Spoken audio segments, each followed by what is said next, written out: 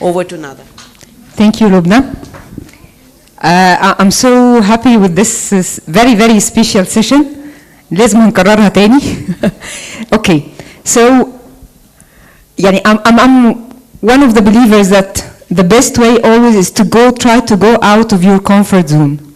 Okay, I used to do this, but the turning point, the most important turning point was in 2017 when I decided to go to France for my PhD, to do my PhD.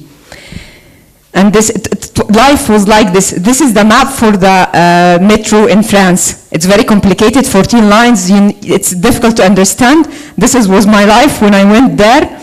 And I do remember here, this is the picture of my family in 24 December 2017. My family and my friends at the airport saying bye-bye, and I'm leaving to France. And then I arrived there after 4 days or 5 days. I do remember this moment in my room in the hotel.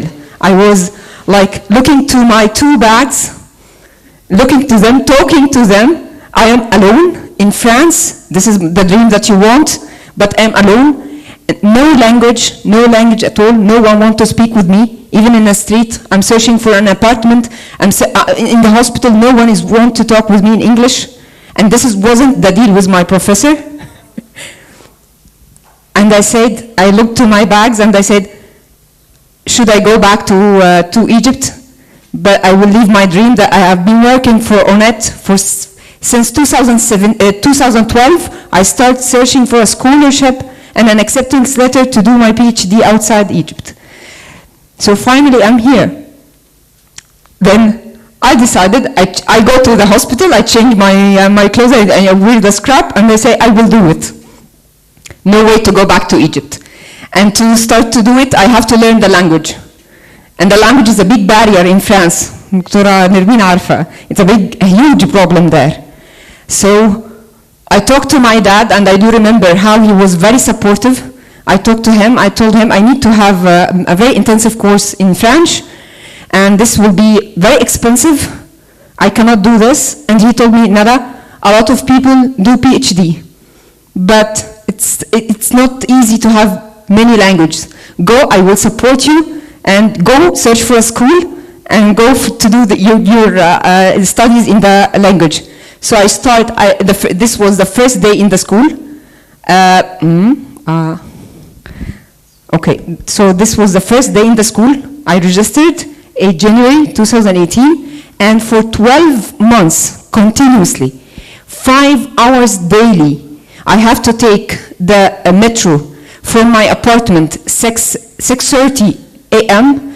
to reach the school, stayed 5 hours intensive course, and then back 1 hour and a half in the metro to go to the hospital and change my clothes and start working as if I just start my day like this until March 2019. I finished the Delft B2. Okay, so it was a very, this is the pictures. It's very difficult because you have 2 parallel lines. You are working in the hospital, no one is caring about what you are doing and your problem with the language. So you are doing your work in the hospital, study for the PhD, doing your research in French, and at the same time you are doing another life in the school. And if you can see the second picture here, they are the people with me in the school, they are enjoying the life, learning language in the gardens, but I have a lot of other things that I'm doing at the same times. Then I put this picture to show you how the life starts to go. Every single picture of this have a memory for me, how I start to be integrated in the system as long as I'm learning the language step by step. This is my days in the hospitals, different hospitals. This one in the ICU, I used to have night guards in the ICU with the patients speaking French. And then after the last year, it was 2020, I was surprised by another big problem. It was the COVID. I was supposed to finish my PhD and come back to Egypt, and then I had a COVID era, and it was a must to work there for this year while I'm finishing my PhD and working in the And here, this is when I finished my PhD. I just want to show you, this was the picture. I'm doing my research in the archive, so I have to go downstairs trying to find the files of the patients, and this is night shift. This is when I finished my PhD in there in the hospital, and this is the thesis, the defense day. So it's just the pictures, but the very long journey, it wasn't easy. I just want to highlight that it started always difficult, but there is a nice end at the end. And that, if you can see here, when I went back to France after 2 years, I find they put my PhD thesis in the library. And then the second, I stayed for 3 years in France. And then after, I came back for 2 years, the last 2 years. This time was different, because what I told in the first time, now it was more comfortable.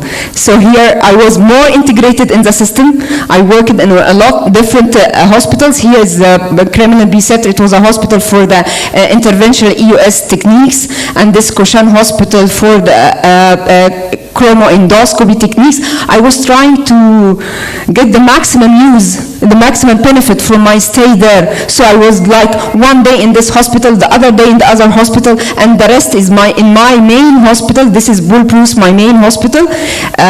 This is the transplantation team, the consultation team, the endoscopy team, and this is my patient saying goodbye when they know that I am leaving to Egypt. And this was a wonderful story. This is a very important journal there, Le Lettre. I was super happy and proud that they asked me to publish like an article about the hepatitis C story in Egypt, and it was written in French. So like they admit I can speak French. And this was like a reportage in the television there about our working in the center, hepatobiliary center there. And here, this is our picture there, the Egyptian people, the elite stars. I was representing the youth doctors in different meetings with the Ministry of Education there. Okay. Here, this is what I can say, this is the results at the end. The results at the end that I used to benefit every single moment beside my studies. I try to add every year like 1 sentence or 2 sentences in my CV. And to write or to add 1 sentence in your CV, it takes a lot of time, a lot of effort. So here you can find, I took a diploma, this is a diploma of hepatic disease intensive care unit from Paris-Saclay University, and this is in French, and the exams in French. Okay, another diploma about hepatobiliary and pancreatic cancer surgical strategy.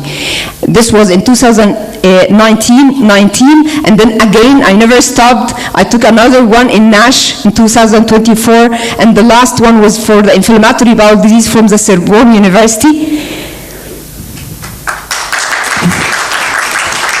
And the last but not least, diploma in the EUS from Marseille, and this is the elite and the most important diploma in France for the EUS. It's highly appreciated there from Marseille University in 2025.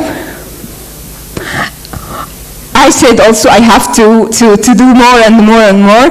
So I do remember this day. This day I was working in a night shift, and I had to go, I registered for the medical license exam there.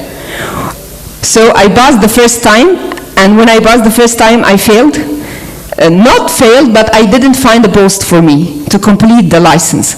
So I insist to go another second chance while I'm doing everything normal in our career and in my life. And this time was the second one.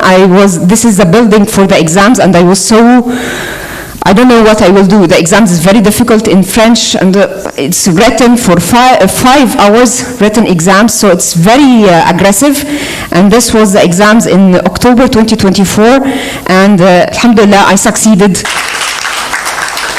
So, starting from someone who just say bonjour to someone who insist, and try to go out of your comfort zone.